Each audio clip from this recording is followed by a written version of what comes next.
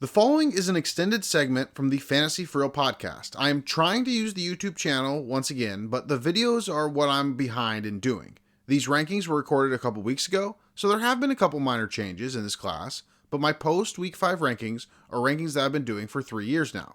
So I'll try to get back to posting new videos here soon for the new episodes of the show, but for right now, I'm going to just try to get this channel caught up with my 2025 rankings, which can be found again via the Fantasy for Real podcast. But for right now, let's just get into the running back rankings for today's video. Before I start the running back rankings, I wanted to mention that this ranking in particular, sometimes when you speak things aloud and look over your notes in a few different ways, you come and end up changing your mind a little bit. And you might hear on the show today a point where I'm kind of changing up the tiers a little bit. And I did change up the tiers a little bit as I was going through this running back show and after the show. And so they're a little bit different in the Substack. The official ones for the ranking, for the post week 5 ranking, are the ones in the Substack. I'm only talking about some fringe day 2 to day 3 players going back and forth between that fringe. But at the end of the running back segment, when we get into the ending notes of the show, I will clarify the running back tiers in particular. So with that said, let's get into the running back rankings.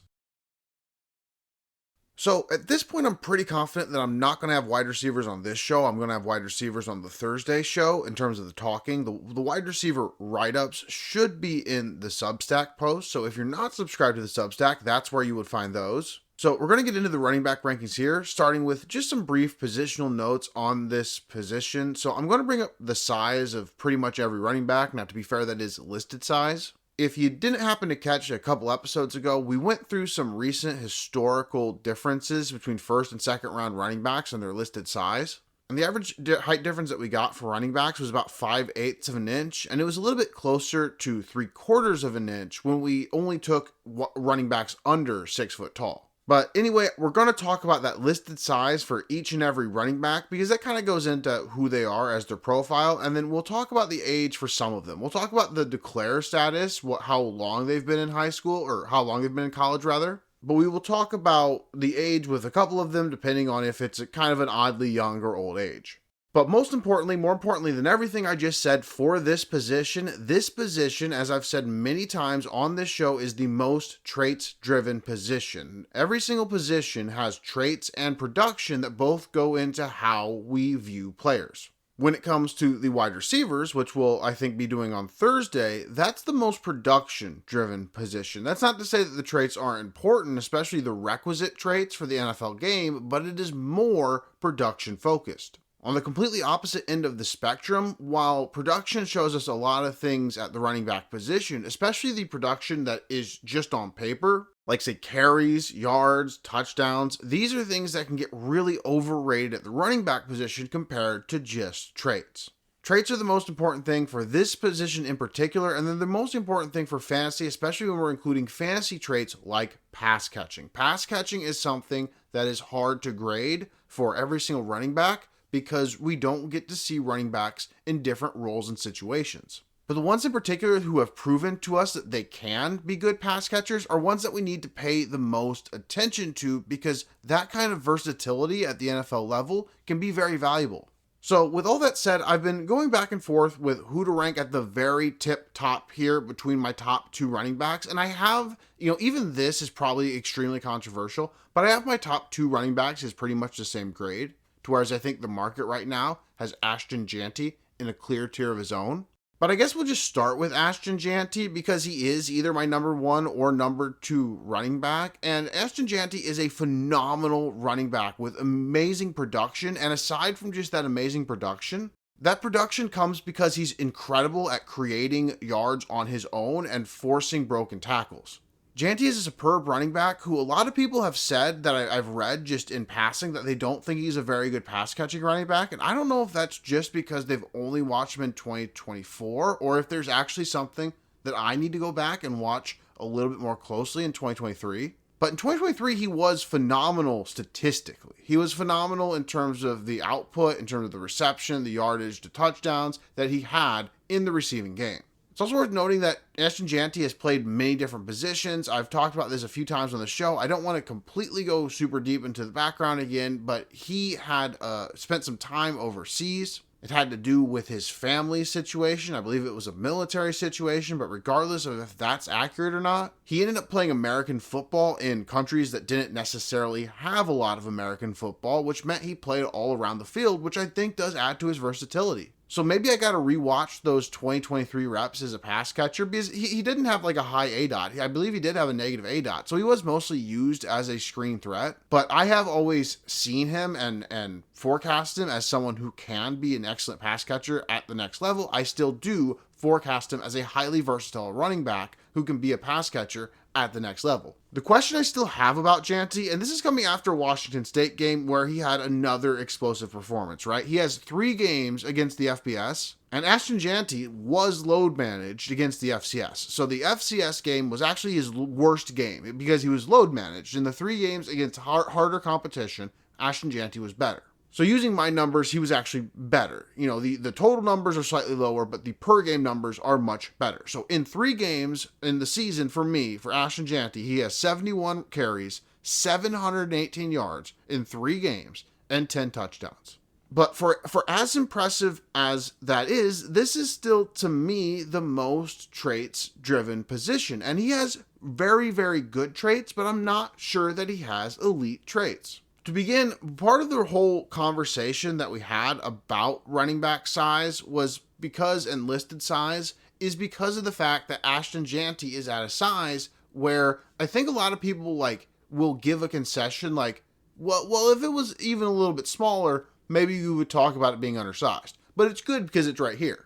But being right at 5'9", 215 from a listed perspective doesn't necessarily mean he is 5'9", 215. In fact, it highly suggests that he is smaller than 5'9", 215. And even if he weighs 215 at the combine, that doesn't necessarily mean he weighs 215. There's this weird thing that happens with the combine where there's sometimes where somebody hits a certain number and people go, wow, that's the number he is. And I understand that that's even how teams think to an extent, because we know that's how teams think to an extent, because otherwise, why would Bryce Young spend so much time getting up over 200 pounds? And why would J.J. McCarthy spend so much time getting up over 220? But we can also look at a lot of these players and say okay, well, they're probably hitting certain numbers for the weigh-in, and they're probably not actually playing at that weight. And if you're asking me, I would assume that Ashton Jeanty's playing is a lot more like 5'8", 205. Now, the game has changed substantially, and 5'8", 205 might be enough to get it done in today's game. And maybe I'm way off. Maybe he comes into the combine and he's 5'9", 225. But he's never really looked like a particularly big running back to me. And while he has dominated against particularly Oregon, which is a great game, one of the advantages of playing and continuing to play in the Mountain West is that you spare yourself the constant comparisons of actual just direct physical comparisons. I'm not trying to say that there's anything necessarily wrong with it, but, Ashton Jeanty does physically still look like a running back who fits in pretty well in the Mountain West Conference. That clearly does not mean that that's his level, because he is, again, for me, a top 50 pick at the NFL level, a borderline first-round pick at the NFL level, tied for my number 1 running back, ranked higher than any running back I had in the previous class. But I do think there are some questions there, and I also don't think for that undersized profile that he has elite explosive ability. I think he has high-level explosive ability and very, very good explosive ability, and I think he has translatable explosive NFL ability, or explosive ability. And all those things combined with his own, just natural feel for the game and yards creation ability, I think those things align really well with Ashton Jeanty being the kind of top-tier running back that we're looking for in fantasy. But when it comes to actual direct explosive burst at the highest tier, which is what we usually look for smaller running backs, typically speaking, and I do consider Jeanty undersized, I'm not sure he's quite at that level. And I think you would also, spin it in a way where you wonder if, because he is so physical in the way he runs, if there's any kind of issue there with the potential stature, at least as I'm forecasting it. Now, I should have said this up front, but I think the really biggest thing to get in the head with Ashton Jeanty is I'm not saying that there's anything wrong with it. I'm just of the perspective that if someone is, say, an undersized running back, we should evaluate them as an undersized running back. If someone is a slower running back, we should evaluate them as a slower running back. While obviously certain players can get over certain deficits, the deficit of height is one that a player is never going to be able to get over. And the deficit of general size and stature is one that a player rarely is able to change that much, even with a weight room. Just for one final point, in kind of, I think, how I look at this is that maybe I end up being wrong, but it's hard for me to not think that people just don't want to be optimistic. And I think that's fair, and I hear a lot of that. But I'll have people tell me things like, really, you look at it, and he's 5'9", 215 now, and by the time he's in the NFL, they'll be able to add another 10 pounds, and he's probably going to play at 225. And like, maybe they are right, but like, that doesn't seem like a very, to me, realistic example of, say, how things normally go. In my experience, and from my watching it, players that are listed at 215 rarely play at 225 at the NFL level. And the exceptions to those rules are definitely not the 5'9" players. The exception to those rules are like the 6 foot tall players who actually have a frame to build out. So I think Ashton Jeanty probably should be the number one running back at this point, just because he is so spectacular in what he does, and he is so versatile in a way that translates to our game. The really only final thing that we need is the draft capital, because Ashton Jeanty does not score highly enough for me over guys like Quinshon, Judkins, TreVeyon, Henderson, and Nicholas Singleton to outdo a difference in draft capital tier. But if the NFL gets to the combine, says we don't care about the differences in size between this guy and the other top tier running backs in this class, and they say that with the draft capital as well, then in that scenario, there's a very good chance Ashton Jeanty is my running back one. That said, I still do have a little bit more floor concern with Ashton Jeanty in a couple ways compared to some of these other prospects in the very top tier. Compared to these other prospects in the very top tier, maybe I don't see as much ceiling with them, but I do see a couple ways that they avoid certain potential negative areas that kind of could make them be seen as higher floor. But ultimately, floor is provided by draft capital. So not to go on too long about it, Jeanty, if he gets drafted highly, that will provide the floor that will probably make him the running back one with his ceiling. The running back that I have tied with Jeanty, sometimes ranked above Jeanty, sometimes below, usually above if we're being honest on this show, and maybe still above for me right now, is Nicholas Singleton. Now, Nicholas Singleton is listed at 6 foot, 226 pounds, and that 6 foot, 226 pounds with his elite explosive ability is what makes him a special running back. Not just before the running back section, but before the entire show. At the very top, I talked about capacity and how scouts look for capacity and how scouts assign coaches in a sense, not the scouts, but the GM assigns coaches in a sense to get capacity out of players. There is no higher capacity player in this fantasy draft class, maybe with the exception of Jalen Milroe, than Nicholas Singleton. Nicholas Singleton is the kind of running back that reminds you of Jonathan Taylor, Nick Chubb, in terms of the physicality. Maybe he's not quite that big, maybe he's not quite in that tier, but he is one of the closest things we get. I believe he is the closest in this draft class, the last couple draft classes, and from what we've seen so far, the next draft class or two. Maybe that all ends up being wrong, but Nicholas Singleton really is that kind of a special physical talent that we really can't overlook. After Singleton's first year, it wouldn't have seemed crazy at all to, at any point ever, no matter who else was on the table, rank him as the running back one, because his freshman year, especially for a freshman, was phenomenal. Singleton was maybe the best explosive play running back in the entire FBS as a true freshman, and that ability really dried up in his sophomore year.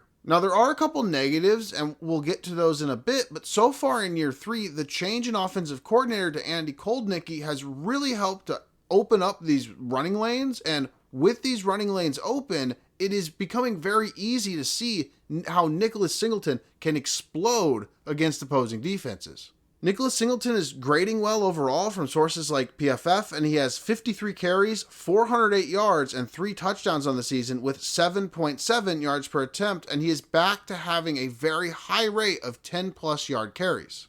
It's also important to note that while Singleton does not have a huge volume of receiving work, he has been functioning more and more in that role. I already talked about a little bit in the offseason how I felt like people weren't giving him enough credit for the receiving work he had in his second year, because while it didn't blow you away, It felt like all eyes were on Singleton during his freshman year when he really struggled receiving. And then in the second year, when he struggled overall and people weren't watching him as closely, one of the things he actually did was improve a little bit as a receiver. So I think the upside case for Singleton was always that he would take the explosive rushing ability from the first season, even out the consistency a little bit, and take with him a little bit of those receiving game gains. And so far in 2024, as much as that was a complete upside case, at least statistically, that is largely what we're getting. Now again, the volume isn't huge, but we're also seeing him run more and more routes, and at the expense of Kaytron Allen, which we'll also get to that kind of dynamic in a second here. But we're seeing him get a fair number of targets. We're seeing him catch every single one of his targets. And at this point, he is 32 of 36 on his targets, 32 catches and 36 targets since the start of the 2023 season. So again, it isn't a huge volume, but for a running back that has this physical capability to reliably be able to catch the ball in space and just turn upfield and run is a very dynamic next level ability. And to be clear, I don't mean next level like an elite ability. I mean an ability that will translate very well to the NFL game. And I didn't mention this with Jeanty. I want to mention it with both of them because they are about the same age, like within a month or two. So I don't want to give one the credit where the other one doesn't. But Singleton, 21 years, 8 months. Jeanty, I have at 21 years, 9 months. So they're not like extremely young players. They're not going to be the players that turn 21 right before the season starts or don't turn 21 until after the season like Braylon Allen. But they are fairly young players. They are in my youngest quarter, the youngest 25% of players. And so they are both players that have a lot of upside from that perspective as well. And I think that is why, at least one of the reasons why, there is a pull for me to list Singleton higher still. Because again, the capacity argument for me with the younger Singleton, seeing him make those progressions in year 2 and having the higher physical upside make me kind of feel like I'm gravitating towards Singleton a little bit more, at least in the market. I don't even know at this point if I'm confident enough in that take to take Singleton over Jeanty in a one-to-one opportunity, because I like to rely on the market, especially when I don't have the highest degree of confidence in my takes. But what I do have confidence in is if I was in a Devy league and I had Jeanty, I would at least consider seeing if I could get a big haul with Singleton as just a partial part of that haul for Ashton Jeanty. Now, I did mention some of these negative areas, and if you're looking for the history of his career, I think you can find a couple of them very easily, and just the fact that Kaytron Allen has out-touched him for the first 2 years. But again, as I mentioned earlier, we are seeing a little bit of a shift in that. We're seeing a significant shift in the pass-catching game, where Kaytron Allen has been completely phased out the last 3 weeks. And we're seeing a shift in that from the rushing game as well, where Nicholas Singleton does have, at least at this point, either the same or slightly more carries than Kaytron Allen. Now again, these numbers are very, very close, but the point is just that Kaytron Allen out-touched Nicholas Singleton the first couple years, even the year where Nicholas Singleton had 200 more yards. And so seeing Nicholas Singleton get more carries along with all the pass-catching work would be extremely encouraging. But the other thing is, you see Nicholas Singleton is one of these players where you see all the highlights with him squatting, but unlike some of these other players, I don't think we have necessarily seen the leg drive translate to the college football level as well as it shows up in the gym, or at least from what I've seen from like the gym highlights, so to speak. Nicholas Singleton is, again, extremely explosive, so there's no real knock physically, but there are some times where he just doesn't necessarily push the pile as much as you'd hope, and there are times where he doesn't necessarily run through tackles as much as you would hope as well. So those are areas of focus to at least keep looking in on with Singleton. But he's so big and explosive that even if you had to profile him as, say, a thinner running back, Singleton still actually has upside in just that projection. The size, I think, really helps for fantasy with someone with kind of that projection because it helps him to get a heavy volume workload, and the fact that he's being used in the passing game as well shows where I see that fantasy floor and ceiling. So Ashton Jeanty, Nicholas Singleton, a half step above my next 2 running backs. I've been saying that I really don't want to put them a half step above quite yet because these 2 guys haven't really had the same opportunities. And to be fair, the Ohio State team is going to have a lot of opportunities coming up against a lot tougher opponents. But right now I have both the Ohio State running backs in that same tier, really the same grade right now. But if you had to make me pick, I would at least separate them into those twos, into Jeanty and Singleton up top, Henderson and Judkins at the bottom. TreVeyon Henderson and Quinshon Judkins. Now, Quinshon Judkins, and I think I'm going to try to cover these both at the same time because they overlap a lot, and that'll help maybe save us a little bit of time. But Quinshon Judkins is a very good player, and maybe even the best running back between the tackles between these four. Again, it's kind of hard to debate with Jeanty. Jeanty right now is showcasing better. But Quinshon Judkins, while he might not be physically dominant, he is at least a well-sized 6', 219. But the reason I have Quinshon Judkins fourth is that Quinshon Judkins has never been very involved in the passing game. We don't have a lot of evidence that he is bad at it in any way, but Quinshon Judkins, even in his huge year where he had about 1,500 yards as a true freshman, even in that year, he only had 15 receptions, 132 yards, and a touchdown. In his second year, he had 22 receptions, which was an improvement there, but he went down in efficiency to 149 yards and 2 touchdowns. And then while he has been very efficient as a running back this year, he's only gone 4 receptions for 31 yards. So I haven't seen enough of the film myself to really make too much of this, but there's nothing in either the data or the targets that says he's being targeted and messing up a lot. It just more suggests that he's not being used or targeted, which is something that we can normally look at as maybe a neutral. But compared to everyone else in this class, I think we're seeing everyone else in this class showcase a little bit more upside. Even Singleton, I think, is showcasing a little bit more upside, at least right now. When you flip that over to the TreVeyon Henderson side of things, even when we're looking at like a single game basis, the best game, maybe I missed one, but the best game I could find in Judkins' entire career was 3 receptions, 32 yards, and that's it. Never over 50.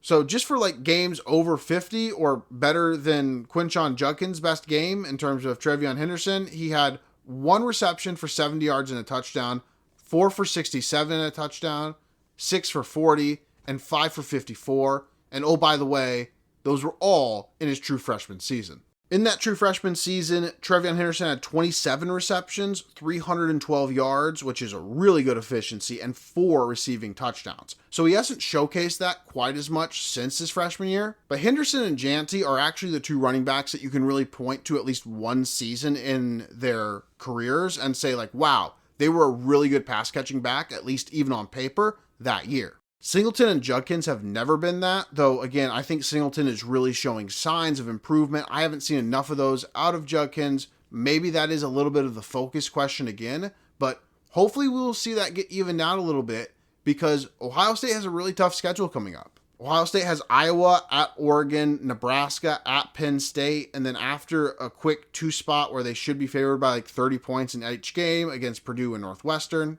They have an IU team that is now ranked for the first time in a while. I don't know how good of a matchup that's going to be, but that's the last game before Michigan in the season finale. So Ohio State definitely does have a tough schedule this year. They're going to be on the schedule show a lot, but this week with Michigan State was the first week they got close, and Michigan State's not a very good team either. So I don't really have too much to add about these guys because they really haven't changed much in the perception of them from the offseason. TreVeyon Henderson is a really good running back who would have potentially been the number 1 running back in the last class. He doesn't play quite up to his size, but he has good size and really good explosive ability for a running back his size.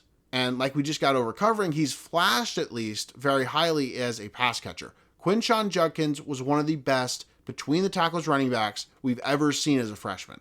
Quinshon Judkins absolutely destroyed the SEC as a freshman, had a little bit of a down year as a sophomore, and then, depending on how you tell it, had a little bit of a tumultuous exit from Ole Miss, where maybe some people think some things about one another. But regardless of that, I think that's more going to be just something people ask questions about with Quinshon Judkins. If you don't know what I'm talking about, Quinshon Judkins just... There seemed to be some bad vibes towards Quinshon Judkins from Ole Miss people for one reason or another, towards maybe things he did or didn't do on his way out. But again, I think those are going to be more like just questions people ask at the draft. And so if he's prepared to answer those questions, I don't think they're going to be an issue. But Quinshon Judkins, TreVeyon Henderson, more just ready to see them play a few more real games.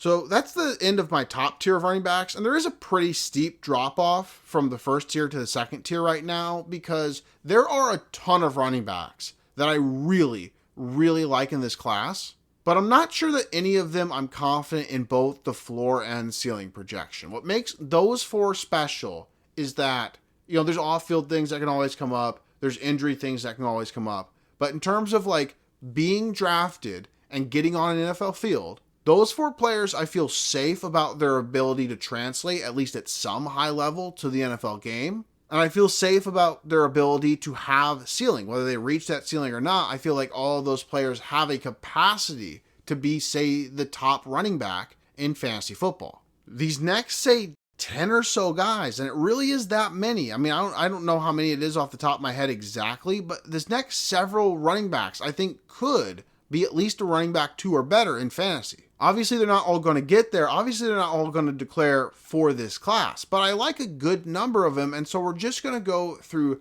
my tiers, starting with some of my favorites, starting with what we're calling right now my tier 2A. The first running back here, one of the biggest risers for what should have been probably last week, one of the risers that hasn't been mentioned on the risers for this show enough, Kaleb Johnson, the running back from Iowa. Now, I have 4 players in this tier, so I'm not sure if Kaleb Johnson would be the running back 5 or the running back 8, but right now I would probably put him in that range based on just how spectacular the beginning of the season has been. Maybe that's too early of something to call, but he did have a decent freshman year. He was just a little bit up and down in that season as well, but in the last 3 FBS games, or I guess I should say in his 3 FBS games this season, Kaleb Johnson has 71 carries, 566 yards, and 7 touchdowns. That's against teams like Iowa State and at Minnesota. So, they're not the hardest teams. They're not juggernauts, but they're at least good defenses. Now, maybe we have to end up yo-yoing this one back and we end up figuring out that this was just him having a little bit of a hot stretch again. But Kaleb Johnson at least has enough in terms of the size and especially the creation on his own that we see from missed forced tackles that it's really easy to buy into this guy who is still young enough to be an early declare.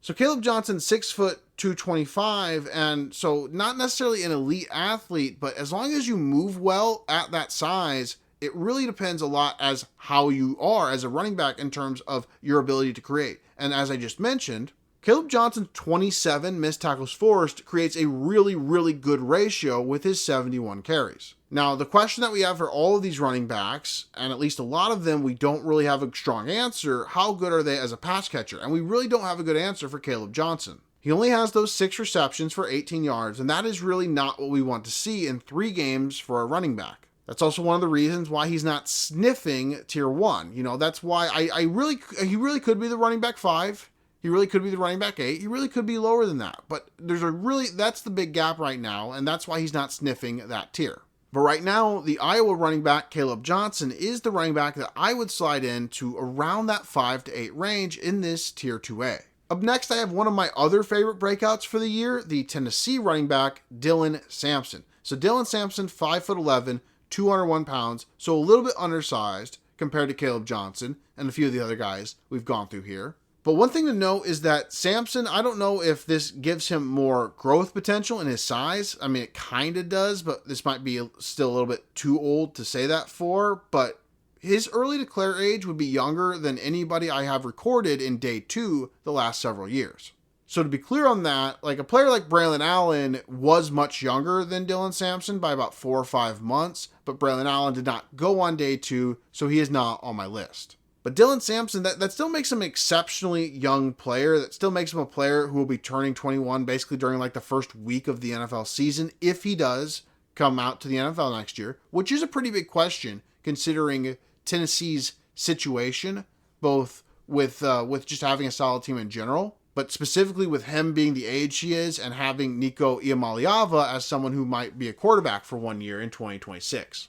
But a couple things to note about Dylan Sampson is this system, we talked about it with Jalen Wright. A lot of people talked about it with Jalen Wright, how they like to rotate their running backs. Well, apparently no one told them that about Dylan Sampson. Because while Dylan Sampson has obviously been rotated, that's not what I'm saying, he has had a very high volume of carries, especially compared to what we were talking about last year with Jalen Wright. In 3 FBS games this year, Sampson has 57 carries, 325 yards, 7 touchdowns, as well as 4 receptions for 41 yards. So when you put that together, that's 61 touches in 3 games. It's over 20 touches a game for a running back that isn't on paper the biggest guy, and in a system that is running a little bit slower this year because the defense is playing really well, but in general does run really fast. And to be fair, if they're slowing down the system, that does hamper the efficiency a little bit and put a little bit more on him. So far, when it's been put on him, he has created a good amount of yards, broken some tackles, and done some really good things.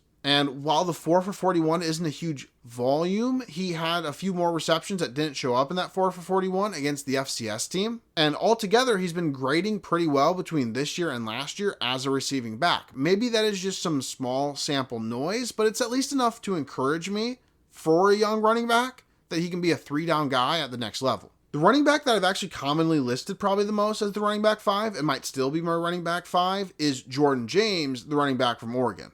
Jordan James is not Dylan Sampson young, but he is very young at 21 years, 5 months as an early declared age, and he's 5'10", 210 pounds. So Jordan James is not a very big running back, but he has good enough size to translate to the next level, and Jordan James is another one of these running backs who has exceptional contact balance.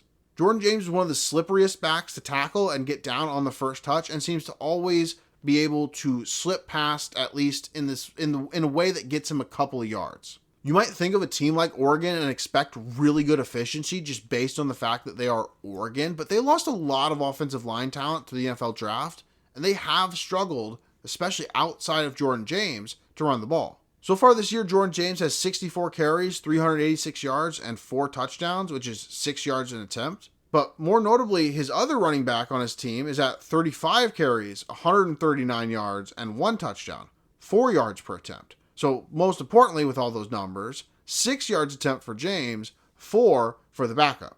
James may lack a little bit of the top end ability in particular, and we haven't seen much in the pass catching game. And that lack of pass catching work does kind of concern me a little bit.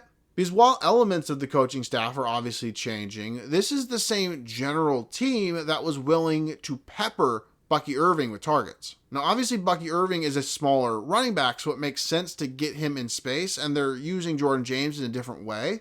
But we would still like to see kind of the completion of that profile, which would largely involve seeing him get more involved in those pass catching opportunities. So James has been incredibly steady, very efficient, 95 yards, 102 yards, 86 yards, 103 yards, just very solid in every single game. And so while he hasn't broken through really, and that lack of breaking through also might be a little bit indicative of that lack of top tier upside, Jordan James is a very, very good running back and one of my favorite running backs outside of the top 4 in this class. Next up, kind of rounding out this 2A tier, which is kind of a top 75 tier. I don't know really what to call it because it's kind of the same as a few more running backs I'm about to go through, at least in terms of draft capital. I would say that these are kind of like my preferred players at this general tier. But the last one in this little sub tier is Devin Neal, the 4th-year Kansas running back, 5'11", 215 pounds, 21 years, 1 month. And more than any other running back in this class, every time I watch film on Devin Neal, I just find myself coming away liking him more and more. Devin Neal showcases really strong vision, a blend of different traits, including good lateral agility and the ability to showcase burst. But he doesn't necessarily have a single top-end trait or a single explosive trait that teams can really, really latch onto outside of vision and feel for the game. And so that might ultimately end up hurting his draft stock. But it is worth noting that Devin Neal, if we are talking about production, has been very productive his whole career for Kansas, which, Andy Kolnicki, the offensive coordinator we're talking about for Penn State, that was Devin Neal's offensive coordinator at Kansas for most of these good seasons.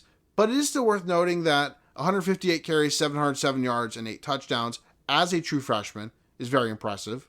He followed up with 180 carries, 1,090 yards, and then 200 carries for 1,280 yards. And in that true junior season, he rushed for 16 touchdowns. Devin Neal has also been a very big game performer as a true freshman. I believe he had 4 touchdowns in a giant upset win against Texas, rather. And he was also a huge part in their Oklahoma win. So when it comes to some of these wins, which are arguably some of the biggest wins in program history when you consider who Kansas is, Devin Neal has played a huge factor in some of these games, which I only like to point out because sometimes it's hard to make relative accomplishments known at college football. Sometimes I'll hear someone talk about, say, someone's rushing efficiency in a Chip Kelly offense. And all I'll think to myself is, I just can't take that as being very impressive because you're talking about rush efficiency in a Chip Kelly offense. He's great at creating that. And again, I have mentioned that this is an Andy Koldnicki offense, and he is great at creating that too. But they chose Devin Neal as a true freshman for a reason, and Devin Neal had these giant explosive games against very high-level competition for a reason as well. So, and part of that is because I think he has a really advanced feel and vision for the game. So maybe I'm wrong and the tools aren't requisite enough. Maybe he's not big enough, fast enough, explosive enough, doesn't have a good enough lateral agility, at least to the level I think he does. But Devin Neal is one of my favorites. Devin Neal is one of those players that every time I try to move him down a little bit, I end up watching a little bit of his tape and I end up moving him up just a little bit more. So that is why I have Devin Neal in part of this sub tier. Now, those conversations about Jordan James and Devin Neal make kind of a nice natural transition to this next player who probably could be in that tier, probably has a better chance of getting drafted highly than maybe most of that tier, but has some questions in that field for me, and that is Omarion Hampton. So Omarion Hampton, 6 foot, 220 pounds, is an early declare, though he is pretty old for being an early declare, 22 years, 5 months. Again, not a big deal. 22 years, 5 months for a prospect in general isn't very old. It's just not what you expect to see with an early declare. But it's not like Omarion Hampton took a long time to break out. He didn't break out a ton in his freshman year, but as a true sophomore, Omarion Hampton had 1,500 rushing yards with 15 touchdowns. On top of that, he had 29 receptions for 222 more receiving yards and 1 receiving touchdown. So Omarion Hampton is the number one player that I struggle with because I think he goes against a lot of the things I talk about, specifically with a player like Singleton. I think Omarion Hampton's capacity is really, really high. But Omarion Hampton is probably the player I worry about the most in this class in terms of having feel for the game. Going beyond, sometimes I think the reason why I don't like to talk about vision as much for running backs, and maybe I should have put this up front, but I've talked about this on a few different of these running back ranking shows and it ends up going on for 5-6 minutes to start. But I think a lot of times people look for very specific things, specifically in vision, and I think that can get a little tricky because you'll switch up the scheme, you'll switch up the situation, maybe the player will just take a little step forward in how they're processing, and all of a sudden, that's kind of not the most translatable thing year to year. But with all that said, I still do look for things and actually see things in my own opinion for someone like Nicholas Singleton when it comes to running to daylight, when it comes to having some small nuances. But the player in this class that I struggle the most to see those nuances from in any way is Omarion Hampton. Omarion Hampton is a player to me where there are times where it seems very obvious where he could, say, cut it back away to run against a defender, as terms of, maybe where they're both heading in a direction, and by cutting back, he can create a better angle for himself. And when you consider how fast and explosive he is at 220 pounds, that seems like something he should be able to do better than ACC defenders. You also see a kind of way that he could maybe flatten his angle out, maybe run more towards the sideline and get around that defender. But instead of breaking towards one sideline, instead of breaking towards the other sideline, he ends up just running straight. And it's not even like he ends up always taking on contact at the best level. It just sometimes seems like he just doesn't think or process to run anywhere else than straight. I try to avoid too many video game analogies because I know they really don't work well with at least certain people, but I've at least played, a few, and so they translate to me when I'm thinking about some things. The number one thing I constantly say about Omarion Hampton is Omarion Hampton runs like someone who is just holding down sprint. Maybe not right away at the initial carry, maybe he sometimes showcases a little bit of patience, but for the most part, he is just a running back, especially when he gets to the second level, who is just running forward and holding down sprint. So maybe I'm being too harsh on Omarion Hampton in a way that I am not for other players because he is the player that I'm talking the most about feel and nuance. But Omarion Hampton is the player for me that feel and nuance bothers me the most. And so that is why he is slightly lower on my board than other people. Though to be fair, other than the preferred 4 tier, which is very slightly above this tier, they're very close. This even might be a tier of 6. And the next up here, a running back that is moving up my rankings quite a bit. I don't know if this is me getting a little too hot for this player really quickly as I'm moving them up, and if they should be maybe just a little bit lower. But here I have Phil Mafah, the running back from Clemson, who is a 4th-year player, 22 years, 10 months. And Phil Mafah is listed at 6'1", 230 pounds. And Phil Mafah is a big physical running back who was a former top prospect. Phil Mafah was the backup to Will Shipley for most of the year last year, but when Will Shipley had some injury problems and Phil Mafah came in, it was at least evident to me right away where it was like, don't go back to Shipley, this is your guy.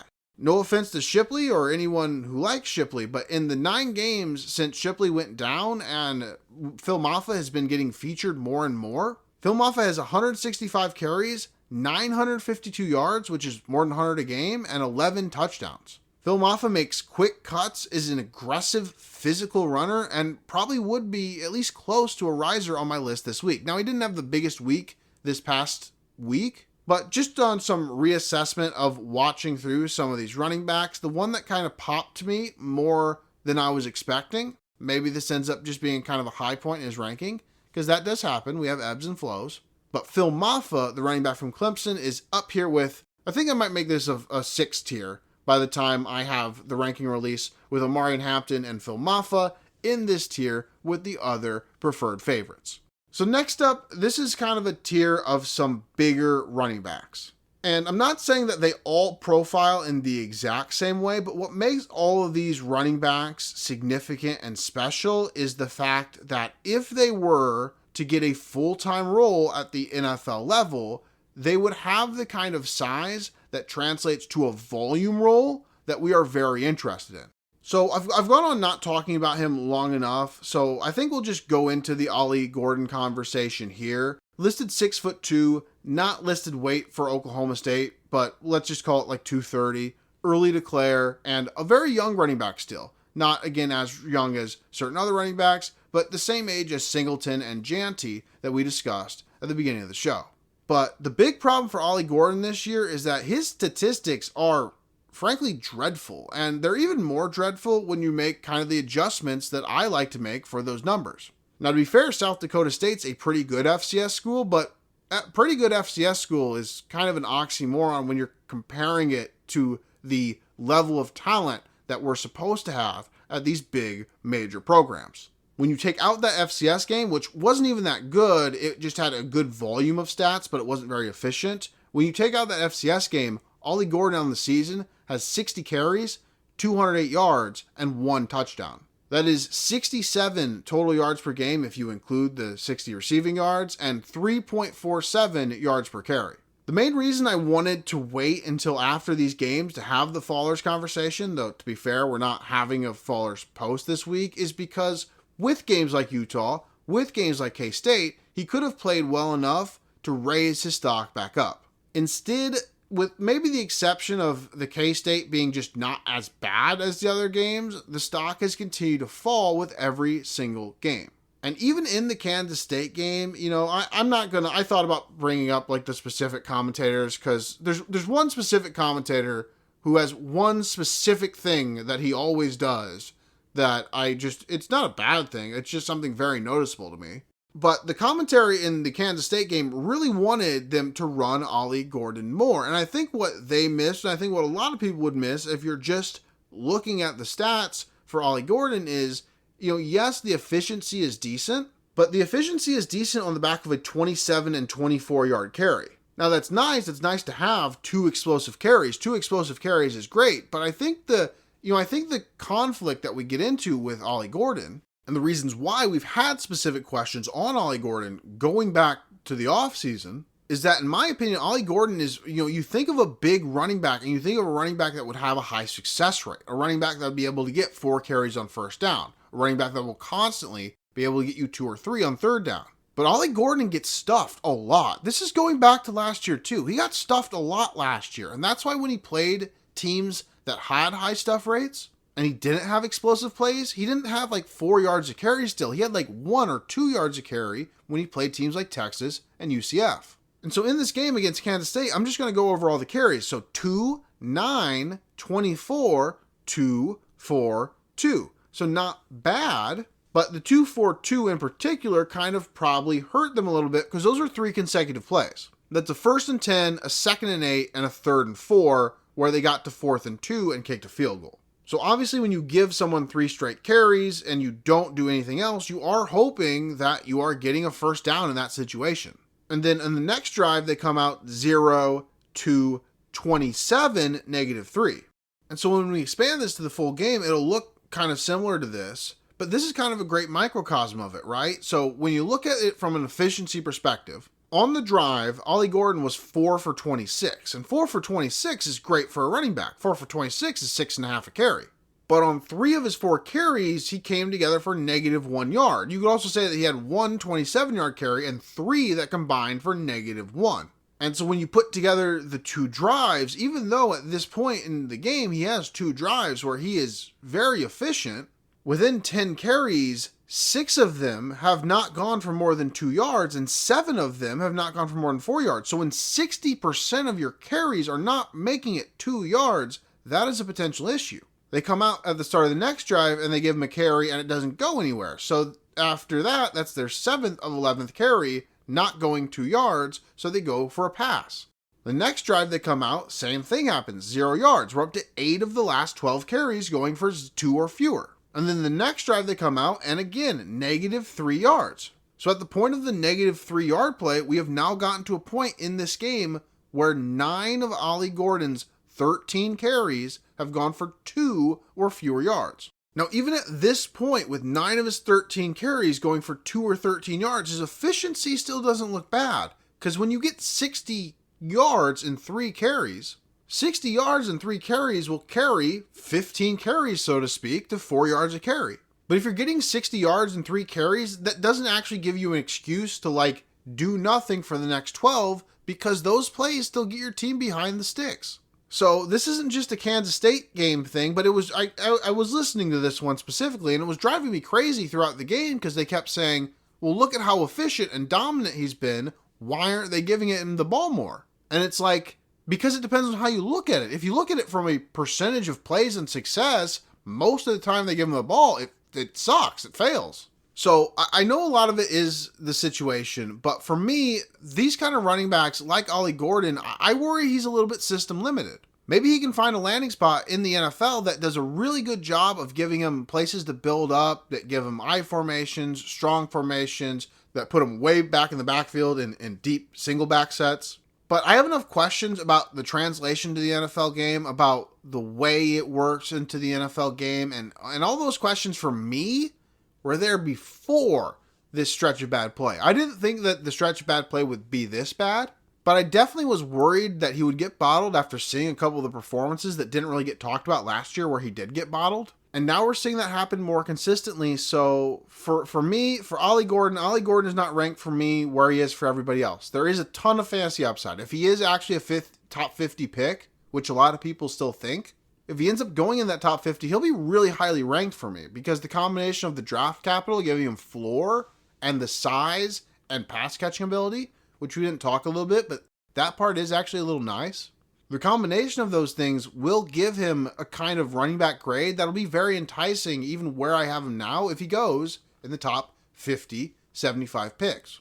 Right now, I'm worried that it's more likely that he comes back to college and is this year's Rocket Sanders than that he goes and is a top 50 pick. Maybe just because he was the running back against him in that game, I have DJ Giddens, who's 6'1", 212 pounds in his own right, listed up next. DJ Giddens, 22 years old and in his 4th year. Now, DJ Giddens, 70 carries, 480 yards, 2 touchdowns so far in 4 FBS games, and so that's very good, as well as the 1,200 yards and 10 touchdowns last year. The one major area of maybe overrating that I could see happening with DJ Giddens, just from right off the bat, is the fact that he had 29 receptions, 323 yards, and 3 touchdowns last year. That's really good for a running back. Unfortunately, there's like a lot of numbers here that make me really worried that he's not going to be a good pass catching running back at the next level. Now, maybe these things are things that he can iron out, and maybe they are at least partially on his quarterback, because he does have some erratic quarterbacks, especially this year with the young Avery Johnson. But on his career, DJ Giddens has only caught 45 of 65 targets, which is a very bad percentage for a running back. At other positions, we might not consider that a bad number, but at running back, that's very bad. And specifically this year, we've seen him only catch 7 of 14 targets. Now, I don't know how exactly PFF calculates drops and drop percentage. It's probably about the rate they consider a target catchable. But PFF has DJ Giddens with 3 drops on 14 targets and a 30% drop rate. So almost any drops at running back are fairly inexcusable because they are supposed to be the check down, the simpler play. And so if you are open with nobody around you catching the shorter pass, that is a situation where I'm not saying that things won't happen. You know, things happen. We're human. But that doesn't also mean that they're excusable to happen. And drops really should not happen from pass catching running backs in most situations. So DJ Giddens having such a high drop rate makes me think he is not going to be able to translate in that role at the NFL level, but he is a very good running back. Between the two running backs this past weekend, DJ Giddens is a little bit older, but he did perform better than Ollie Gordon, and he breaks tackles, I think, with less buildup. And that breaking tackles with less buildup that we'll get to, I think, with a couple of these other running backs, at least potentially too, that they at least qualify for that argument. I think we have quite a few big running backs here that all have, at least maybe in my opinion, a similar upside to Ollie Gordon. And so the next of these big running backs here is the guy I just mentioned a little bit ago with Ollie Gordon, who coming into last year for a lot of people was a running back 1 in Rocket Sanders. But after a very disappointing year, Rocket Sanders comes back to college, in fact, transfers from Arkansas to South Carolina, and is now in his 4th season. So Rocket Sanders, 6 foot, 230 pounds. And we'll start right there with that 230 pounds because it's important to note that one of the reasons that it might not have worked for Arkansas was that he might have gotten a little too thick. Rocket Sanders was listed at over 240 pounds last year at Arkansas, and so it's worth noting that being down at 230 is actually significant.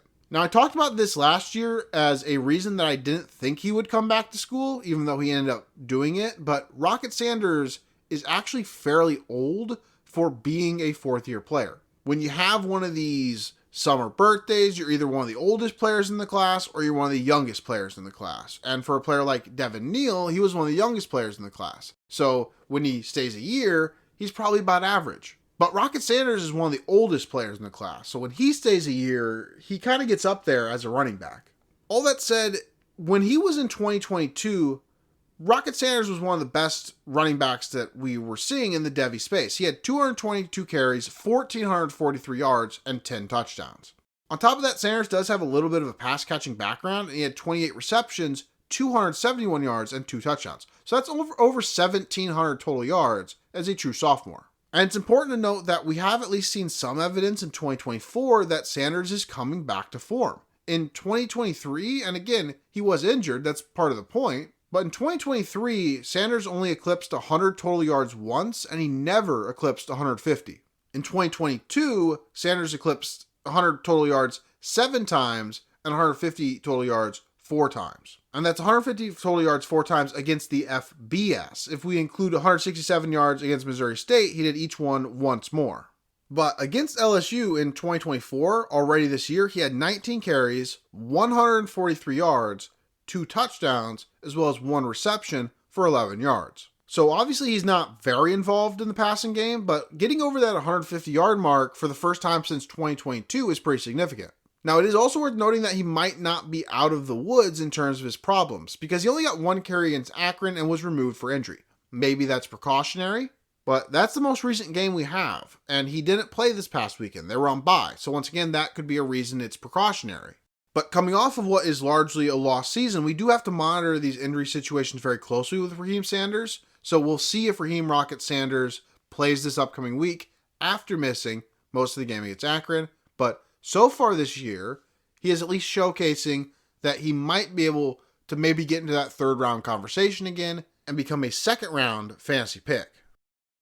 Another big running back, the last real big running back on this little kind of mini tier of big running backs here, and the one that between the tackles I might still like the most, one of the youngest ones as well, he might be the youngest one, Damien Martinez at 6 foot 232. Now Damien Martinez is a transferred from Oregon State to Miami of Florida, 21 years, 7 months, and this year so far has not been going as he would have hoped. Oregon State, his last year, he had 194 carries, 1,185 yards, and 9 touchdowns. A very good line. And while this year overall he's doing at least solid with 54 carries, 250 yards, and 4 touchdowns, it was supposed to be a much bigger year. But that's not really why Damien Martinez is a player that is probably closer to a faller for me, even though I have been a fan for him in the past. That is because he is showing a lot of things that concern me as a pass-catching running back. Not only does Damien Martinez struggle as a pass-catching running back from time to time, but he also struggles in pass protection, and that's even more of a concern. Especially when you consider that at 232 pounds, you would expect him to be a little bit better at pass pro. But after seeing some of the grades and seeing him in play sometimes some of the moves he makes to try to maybe check a linebacker on his way out of the backfield, they just look so awkward to me. And so it might just really be a thing that it is something that he, for some reason, struggles to do. And then purely as a pass catcher, he has had a couple of good plays this year. He has had a catch in traffic. He's had a couple of plays where he slipped out of the backfield well and took a catch and run. And with his size and explosive ability, when he gets moving in space, that can be very dynamic. So just the ability to catch that and run is a very big deal. But on that note, like Giddens, Damien Martinez is the other player in this class that I really have a concern about because specifically of the drops. The drops for Damien Martinez as well as Giddens are a little bit of a problem, and so, I don't know what really to make of Damien Martinez too much for fantasy. He's still a player that I like at least a decent bit for the NFL game because I think he can translate well between the tackles as an explosive running back. I think maybe he needs to run with a bit of a wider base sometimes. But other than that very specific kind of thing, I think he can translate really well between the tackles. But I do have questions about the fantasy upside. And so at this point in a very deep class, that kind of drops him down with this other tier, this entire tier. And I do have my favorites, though they kind of fluctuate in this tier. But this tier that does include Ollie Gordon, that most people have way above this tier. But this tier of players like Ollie Gordon, DJ Giddens, Damien Martinez, Rocket Sanders, these are 230-pound running backs that I think you can really get excited about at 230 pounds, especially if they get a role for fantasy. But they haven't, in my opinion, set themselves up well enough at this point to be confident that any individual one will be a day 2 pick. If one of these guys is a day 2 pick, or multiple of them are day 2 picks, with good routes to jobs in the NFL, then they all have very high upside, if only because of their size allowing for volume alone. So next up I have Jonah Coleman, and Jonah Coleman is the 5'9" running back who looks like the kind of running back that I wouldn't really have any kind of size questions for. And on that note, he is listed not just at, say, 210, but at 229 pounds. Jonah Coleman is young enough to be an early declare, and he is a running back for Washington, and that is a transfer from Arizona. Last year as a true sophomore with Arizona, he had 128 carries, 871 yards, which is pretty good efficiency, and 5 touchdowns. He also contributed 25 receptions through the air, and so that's pretty solid as well, and so far this year, through 5 games, he has 13 receptions. If you extrapolate that to 13 games, he's on pace for about 34 receptions, which is a slight bounce up from last year. Jonah Coleman, with the low center of gravity, is one of the most bowling ball running backs in this class, and he has a very high rate of forcing those missed tackles. Coleman, perhaps even because of his size or height, being under 5'9" most likely, doesn't always get the biggest workload. And maybe that's not the reason, but in the 13 games that he has gotten the workload, in the 13 games that he has gotten at least 10 carries, Jonah Coleman has 182 carries, 1,254 yards, 8 touchdowns, 30 receptions, and 307 yards. So in those 13 games, he's had about, 1,560 yards with about 16 touches a game. He's off to a very good start this year with about 394 rushing yards and 87 receiving yards in 4 FBS games. In particular, he would probably be on the risers' radar this week after putting up 148 yards against Rutgers. We're going to talk about Kyle Monangai in just a minute here, and Kyle Monangai is a running back that is going to be on this list as a potential day 2 grade. But to me, when just comparing the two running backs in that game on Friday night between Jonah Coleman and Kyle Monangai, if I was picking one to translate to the NFL level, it would be Jonah Coleman. So now we're kind of in my final tier of running backs. We're kind of in this tier of guys who are on the trajectory still, in my opinion, probably to be day 3 running backs, though they have shown enough for one, to definitely be day 3 running backs, in my opinion, as opposed to UDFAs. And number 2, do still have the upward mobility to become day 2 running backs, especially in the 3rd round. But I've talked about this first player, Kaytron Allen, a little bit today. The other Penn State running back, the Penn State running back behind Nicholas Singleton, he is also pretty old for being an early declare. But Kaytron Allen is a very steady running back, and that's probably why he's gotten more work than Singleton the last 2 years. And at 5'11", 220 pounds, he profiles as someone who can be a steady, reliable, workhorse-style back at the next level. Now, it is important to note, and I should have had these numbers for the Singleton part. I only had them for the Allen part, but Allen is being surpassed by Singleton in these routes and targets. So when we're looking at routes and targets per game, Singleton has had 6 routes and 1 target, 14 routes and 1 target, 18 routes and 2 targets, and 14 routes and 2 targets. So the main thing to note there is that the first game was 6, and then every other game has been at least 14. In that first game where Singleton only had 6, Kaytron Allen had a season high 11 routes run and a tied for season high 1 target. From that second game onward, where Singleton's at 14, 18, 14, Allen is at 10, 9, 9. And he also only has 1 target and 0 receptions through those 3 games.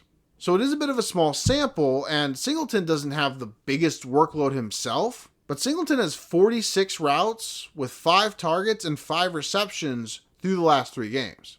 Through the last 3 games, Allen has ran 28 routes, been targeted only once, and has not a single reception. Now, it is also kind of important to note that as these opposites kind of work sometimes, the one area that I would like to see Singleton improve the most is the one area that Allen is the strongest, that is running through tackles. Allen has a stronger missed tackles forced rate and has throughout his entire career, and that really showed up against Illinois this past weekend, where he had 18 carries, 102 yards, and a touchdown. So one thing I will say is that I think some people think Kaytron Allen is a good candidate to stick behind a year, and to an extent, I think that makes sense on paper. But if this age is not being misreported, and he actually is 22 years, 8 months as of September 1st, 2025, that is at least one reason to not stay for another year. Because if Kaytron Allen does stay for another year, even though he will only be quote-unquote a senior, 23 years, 8 months for a declare age for a running back is going to be one of the older declare running backs on my list. Now, if he doesn't go in the top 2 days, he wouldn't make the day 2 age list. And I'm sure there's more older players on day 3. But if you're trying to get drafted at a high range, and maybe that's not the goal. Maybe the goal is to get one more big NIL check and then go on day 3. But if you're trying to get drafted in a fairly high range, there are going to be some age questions if Kaytron Allen sticks back for another year. These next 2 players each started their career at a different position, and right away you can also see kind of one of these contrasts with age, because, and now again, these ages can be misreported. It doesn't happen much, but it does happen. But according to the Wikipedia pages, according to the reported date of births that we can find for these players, despite being a 5th-year player, Kalel Mullings, the running back from Michigan, is pretty much the same age as Kaytron Allen. He is 3 months older, but despite being in college 2 years more, he is only 3 years older. That does help for Kalel Mullings in particular, for this idea that being a primary linebacker through the first 3 years of his career, he was young enough to still transition and develop. This year, Kalel Mullings has 77 carries, 540 yards, and 6 touchdowns for 7 yards per carry in the first year where he is the primary running back, and the second year where it is his main position. Now, it is worth noting that he didn't play as much in the Texas game because he had not necessarily broken out yet, but there are plenty of big games to come for Michigan, including at Washington, at Louisville, Oregon, at IU, going to throw that one in there, at Indiana, and then at Ohio State at the end of the season with Michigan State thrown in there as well. So these are solid games that we're going to see Mullings prove himself against with high volume. And at 6'2", 233 pounds, even if he is not the most explosive back, he is another one of these candidates for someone who has high fantasy upside for that volume alone. It is worth noting, though, specifically for a guy who has never played offense solely until 2023, that he has not shown up yet in the pass catching game. Now, this is also a guy who has versatility enough to learn a different position midway through his career, so maybe that's not something we should worry about at all. But for a running back who we're not going to get a ton of production type numbers from because of this oddball career he's going to have, it would be nice to at least see him check the one production box that you can really check in a really short period of time, and that being the receiving game and the receptions. And then the other player who is a player who has changed positions is Ja'Quinden Jackson, who was first recruited to Texas as a quarterback. After spending 1 year at Texas, he spends 3 years at Utah before transferring to Arkansas this past year in 2024. Just like Kalel Mullings, Ja'Quinden Jackson, actually I believe these guys have the exact same listed size, and they do, 6'2", 233 pounds. Though Ja'Quinden Jackson is a little bit older at 24 years old. But Ja'Quinden Jackson is probably the more explosive of the two running backs, at least just in the raw physical sense. Ja'Quinden Jackson has been a running back longer, and he's even been at a lower competition level, you could argue, with the Big Ten being as strong as it is right now. Now, Michigan, hasn't played a ton of those teams, though they have played USC at the least. But Kalel Mullings probably seems to have a better feel for the position already than Ja'Quinden Jackson, so maybe that's what's always going to hold him back. But Ja'Quinden Jackson has explosive ability at 6'2", 233 that I don't want to ignore, especially a guy playing in the SEC that will have those opportunities. Arkansas does also have some questions on the offensive line, so maybe that is the reason for some of this, but it is important to note specifically that so far in the season, Jackson has low efficiency in SEC play. I believe it's 2 games against the SEC, but Jackson has 32 carries, 112 yards, and 3 touchdowns, so the 3 touchdowns are nice, but 3.5 yards per attempt. It is worth noting, if we're just going to focus on those statistics purely, that 24 carries, 149 yards, and 3 touchdowns, which he did at Oklahoma State, was at least a decent game as well, even though Oklahoma State might not be the most talented team, especially compared to the other teams that he'll play in the SEC. Those games might be slightly more important to improving his stock. So I have just 2 more running backs here. We're almost done in this final tier for the running back rankings today. The first one being R.J. Harvey. Now, I've seen people talk about R.J. Harvey in a way that's much higher than this tier, and I think that's something that we should definitely pump the brakes on a little bit for 2 reasons right off the bat. Number 1, R.J. Harvey was a transfer to UCF, I think 4 or 5 years ago. Harvey was originally a member of the Virginia Cavaliers in 2019. R.J. Harvey then transferred to UCF in 2020, and he has been 5 years with UCF. In R.J. Harvey's 5th year of starting, he had 226 carries, 1,416 yards, 16 touchdowns to go along with 19 receptions for 238 yards and a touchdown. So R.J. Harvey had 127 total yards per game as a 5th year senior. These are profiles that I always hesitate to buy into on just the surface, because if you were so productive to have 127 yards a game as a 5th year player, then why didn't you go to the NFL? Most often is because the 5'9", 205-pound running back is probably more likely to see significant work at the college level. Maybe they just want to play. So I do think R.J. Harvey, I don't want to, clearly he's in my tiers. I'm not trying to dismiss him. I think R.J. Harvey is explosive enough to have an impact at the next level as an undersized running back. But partly because of what he's asked to do, partly because of the system, we haven't seen him do it a ton as a receiving back. We did see it in this most recent game against Colorado to the tune of 4 receptions, 92 yards, and a touchdown. And it is worth noting that his 127 total yards is up to 160 total yards per game in 2024. But R.J. Harvey is just still a profile that I struggle to buy into, and that's kind of the same thing we're going to get into with Kyle Monangai. Now, these are different kind of archetypes, right? For R.J. Harvey, it's a little bit more. He has some explosive ability. We have seen at least some pass catching upside. For Kyle Monangai, it's more the fact that he shows good feel for the game. He shows really good contact balance. But unlike some of these other guys where I'm saying, I don't know if any tool is like an elite tier tool. With Kyle Monangai, I question whether the whole package might be just more of someone that I wouldn't really consider above the 6th round, maybe in the NFL sense. Now, maybe I'm way off on that, and to be fair, I did rank Ray Davis fairly highly last year, and Ray Davis has a profile that lines up with kind of RJ Harvey and Kyle Monangai a little bit. But once again, I've mentioned this comparison a few times. I think there are a couple of key differences. The first and biggest key difference is that Monangai, after a fourth year where he was very productive, came back to the exact same school. And then coming back to the exact same school, he is not being featured in the passing game at all. Now, we can say that that is very much Rutgers, and that is very much Rutgers and what they plan on doing. But that still doesn't mean that we can give him anything in receiving involvement other than a huge, huge negative. You know, these things get said around a lot, but as someone who follows the numbers, you have to chuckle at it a little bit, because I'm watching this Rutgers game and I saw him catch this third pass. And he catches a third pass and he gets knocked out of bounds for 2 yards, and the announcer goes, that's one of the reasons that Kyle Monangai came back this year. That's one of the reasons he came back, was to catch more passes. And I was sitting there thinking to myself, well, that was a 5-yard catch that puts him up to 3 catches for 8 yards on the season, and we're about 4 games into it.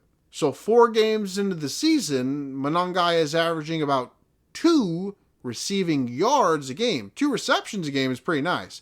2 receiving yards? Not so much.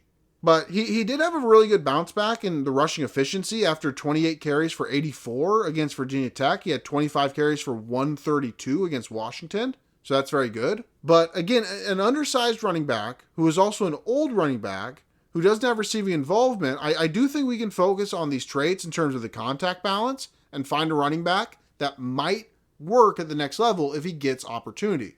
But I feel like we can say that about a lot of running backs, and from a traits perspective, from a capacity perspective, and for what I value at the running back position, I couldn't imagine my team taking Monangai before, say, the 5th round at the very earliest. And so for that reason, that is why he is in this 3rd tier, because maybe he can get into the very bottom of day 2, that part that is supplemental picks. But right now, that is the closest I have him to that fringe, the fringe of day 2 and day 3. So I did write down 2 honorable mentions. I'm not going to talk about them because we've talked about enough running backs. I mean, I guess I'll talk about them a little bit. But Donovan Edwards, explosive, fast, has shown some pass catching things. But this was supposed to be his year, and it is the year of Kalel Mullings. It is not the year of Donovan Edwards. And that's a very significant thing that works against him. And then secondly, another one of these running backs who could have fit into the old running back category. I don't mean to say old, but 6 years in college is a lot of years in college for this game in particular. 6 years in college, depending on what your profession is, might not be a lot. But if your profession is professional athlete, 6 years in college is a ton. And Taj Brooks, the Texas Tech running back, is a running back who forces missed tackles better than most running backs in the sport. But it just seems like that is his only calling card, that the NFL is not that enticed by him or his explosive ability. And so as he continues to produce, I will continue to monitor him. But Taj Brooks right now from Texas Tech, just an honorable mention. That's all I have for today's video. I am hoping that the wide receiver video is out hopefully even tomorrow, but we'll see how that goes. Once again, you can keep up with the show anywhere you get your podcasts with Fantasy For Real. But otherwise, thank you for your time, and I'll see you next time.